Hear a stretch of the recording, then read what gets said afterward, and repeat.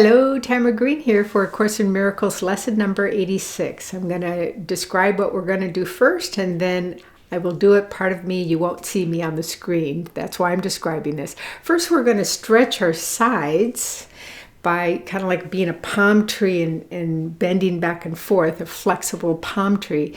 But then we're also going to bend forward so the side gets stretched, the side gets stretched, and then the entire back side of your body. And as you go down, you can stop wherever you're most comfortable, your thighs, your knees, your shins, your ankles, or even your toes. All right, and then we're going to come up slowly. So we start with reaching up. You can either, be up straight. I'll back up a little bit more. Up straight, or you can bend your arms, whatever's comfortable. Breathe in, and then feel the stretch on one side, and then the other side. Nice and slow. 2, 3, 4, 5, last one. And then come back to center, and then make your self go down again as far as you can go without straining. For 10, 9, 8, 7, 6, 5, 4, 3, 2, 1. Bend your knees and slowly roll up, one vertebrae at a time, nice and slow. And then round your shoulders as you come back up.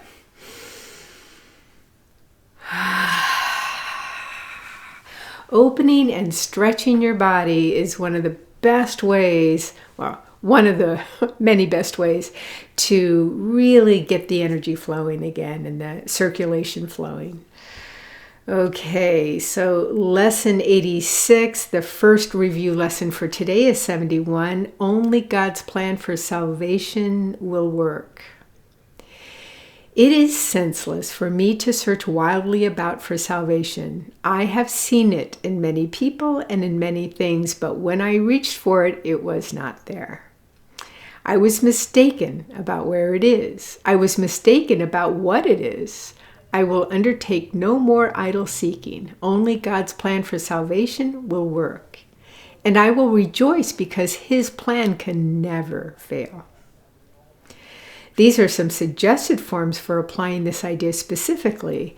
God's plan for salvation will save me from my perception of this. This is no exception in God's plan for my salvation. Let me perceive this only in the light of God's plan for salvation. So 71 is only God's plan for salvation will work. And the next and last review lesson for today, 72, holding grievances is an attack on God's plan for salvation. Holding grievances is an attempt to prove that God's plan for salvation will not work, yet only His plan will work.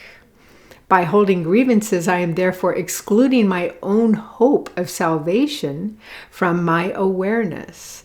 I would no longer defeat my own best interest in this insane way. I would accept God's plan for salvation and be happy. Specific applications for this idea might be in these forms. I am choosing between misperception and salvation as I look on this. If I see grounds for grievances in this, I will not see the grounds for my salvation. This calls for salvation, not attack. So 71 is holding grievances is an attack on God's plan for salvation. And for today, I'm going to focus a little bit on one of the applications in 72, which is I am choosing between misperception and salvation as I look on this. So how do we know? I've been asked this many, many times. How do we know when we are in misperception, in judgment, versus maybe awareness or truth or conscious, presence and consciousness. Misperception or seen through the eyes of the ego, it usually feels not so good. It feels more dense and contracted. It literally is like a contracting energy. When what it wants to do is expand. It's kind of its natural state is to be open and naturally just flowing. So when you hear truth, even if the mind, the ego or the mind does not understand it, it feels lighter and more expanded and more open. It feels better. It feels good. So contraction is you're operating from some kind of fear, judgment, whether it's toward yourself, the situation, or somebody else. Anger, some kind of a negative emotion that's not serving you or the situation. But truth and seen through the eyes of through love or your highest self with a capital S feels open, expanded, light, tends to feel pretty good. Okay, and may you be well, and may you feel safe,